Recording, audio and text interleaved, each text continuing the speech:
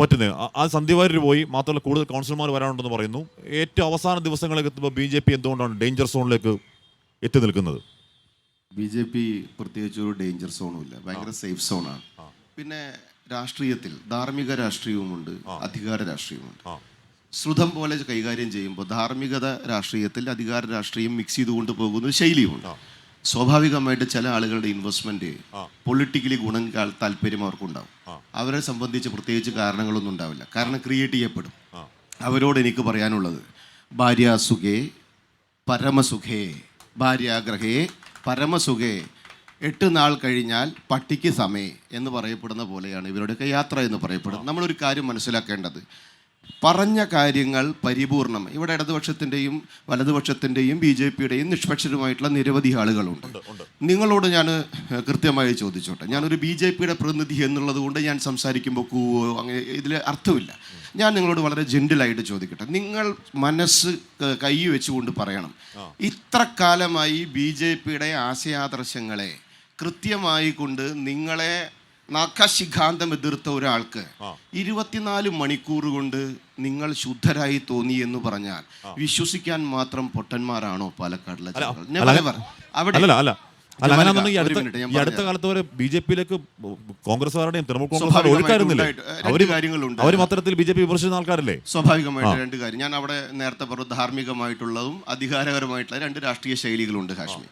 ഇവിടെ ഈ പറയപ്പെടുന്ന മാറ്റം അല്ലെങ്കിൽ ചുവടുമാറ്റം CPIയിലേക്ക് പോയി, CPMലേക്ക് പോയി, ഇവിടേക്ക് പോയി, അവിടേക്ക് പോയി, നടന്ന് എന്തായിരുന്നു അതിൻ്റെ കാരണമെന്ന് പറയപ്പെടുന്നത്? എനിക്ക് കസാര വേണമെന്നുള്ളതാണ്. കസാര തപ്പിയല്ല ഇവരൊക്കെ ഇരിക്കുന്നത്, കസാര കിട്ടാത്തതിൻ്റെ പേരിലാണ്. ഇവർക്കൊക്കെ എത്ര പേർക്ക് കസാര കിട്ടിയിട്ടുണ്ട്, എങ്കിലും അവർ ഇന്നും പ്രവർത്തകരായി തുടരുന്നില്ലേ? സ്വാഭാവികമായിട്ട് എൻ്റെ സുഖത്തിനും എൻ്റെ സൗകര്യത്തിനും എൻ്റെ താല്പര്യത്തിനും എൻ്റെ മോഹങ്ങൾക്കും വേണ്ടി നിങ്ങൾ നിന്ന് തന്നില്ലെങ്കിൽ മറ്റത് സ്നേഹക്കടയായി തോന്നും. ഇപ്പുറത്ത് സ്നേഹം ഞങ്ങളുടെ പാർട്ടിയിൽ ഞങ്ങളുടെ പാർട്ടിയിൽ സ്നേഹം എല്ലാവർക്കും വീതിച്ചു കൊടുക്കുന്നുണ്ട്. അതിൽ ഇദ്ദേഹത്തിന് ആവശ്യമായിട്ടുള്ള അംശം ഇദ്ദേഹത്തിന് ഉണ്ടാവുള്ളൂ. അതിൽ കൂടുതൽ സ്നേഹം ഇവർ കൊടുക്കുമെങ്കിൽ അവിടുത്തെ തേനിലാവും, അവിടുത്തെ കപ്പലണ്ടി മിഠായും അദ്ദേഹത്തിന് സമൃദ്ധിയായി കൊടുക്കും. ഇദ്ദേഹം പറഞ്ഞത് ദിനം 8 കഴിഞ്ഞാൽ പട്ടിക്ക് സമം. ഇത് KS രാധാകൃഷ്ണനോടും പത്മജ വേണുഗോപാലിനോടും അനിൽ ആന്റണിയോടും താങ്കൾ തന്നെ പറഞ്ഞ് മനസ്സിലാക്കിയാൽ മതി എന്ന് ഞാനൊന്ന് പറയാൻ ആഗ്രഹിക്കുകയാണ്. AP അബ്ദുൽകുട്ടി BJPയുടെ ദേശീയ വൈസ് പ്രസിഡന്റ്. AP അബ്ദുൽകുട്ടീനെ ദേശീയ വൈസ് പ്രസിഡന്റ്. അതെ, എനിക്ക് പരിചയമില്ല. അപ്പൊ ദിനം 8 കഴിഞ്ഞാൽ എന്ത് സമാനം അല്ല. ഞങ്ങളിലേക്ക് വരുമ്പോൾ ഞങ്ങൾ എങ്ങനെ കൈകാര്യം ചെയ്തിരുന്നു? നമ്മളിടുമ്പോ വള്ളിക്കളസം. അല്ലല്ല, ഞാൻ ഇടപെടുകയല്ല. 2 തരത്തിലാണ് കാശ്മീർ. ഒരു രാഷ്ട്രീയ പ്രവർത്തനത്തിൽ നിന്ന് ഒരു രാഷ്ട്രീയ പാർട്ടിയിലേക്ക് ചേക്കേറുന്ന സമയത്ത് ആ പാർട്ടിയുടെ കരുണാകരന്റെ ഒരു യോഗം കണ്ടിട്ടുണ്ട്, DICയുടെ രൂപീകരണവുമായി കൊണ്ട് ഒരു മൈതാനം നിറച്ച ആളുകളുമായി കൊണ്ട് അദ്ദേഹത്തിന്റെ ഒരു ശൈലിയിൽ അദ്ദേഹം അതിനെ മാറ്റി. ആ രാഷ്ട്രീയ ശൈലിയും മറ്റ് രാഷ്ട്രീയ നേതൃത്വങ്ങൾ മാറിപ്പോകുന്ന ശൈലിയും ഇന്നലെ നിങ്ങളടക്കം പല കാര്യങ്ങളിലും ഇന്നലെ വിമർശിച്ചത് എന്തുകൊണ്ടായിരുന്നു? പെട്ടെന്നുള്ള ഒരു മാറ്റത്തിൽ നിങ്ങൾക്കും അസ്വാഭാവികത ഉണ്ടായതുകൊണ്ടല്ലേ? രാഷ്ട്രീയത്തിൽ ഞാൻ പാലക്കാടുകാരോട് പറയുന്ന ഒറ്റ കാര്യമുള്ളൂ, സന്ദീപ് കോൺഗ്രസിലേക്ക് പോയതുകൊണ്ടോ സന്ദീപ് കോൺഗ്രസ് BJP വിട്ടതുകൊണ്ടോ പാലക്കാടിന് ഒന്നും ഒരു അടിസ്ഥാന വികസനം ഒന്നും കിട്ടാൻ പോകുന്നില്ല. പാലക്കാടിന് ഒന്നും സംഭവിക്കാൻ പോകുന്നില്ല. ഷാനിപ്പും അതേപോലെ സരിനും പോയ സമയത്തും നിങ്ങൾ പറഞ്ഞ വാക്കുകളൊക്കെ ഇതൊക്കെയായിരുന്നു എന്നുള്ളത് കൂടി മനസ്സിലാക്കുക. 2 കാര്യം.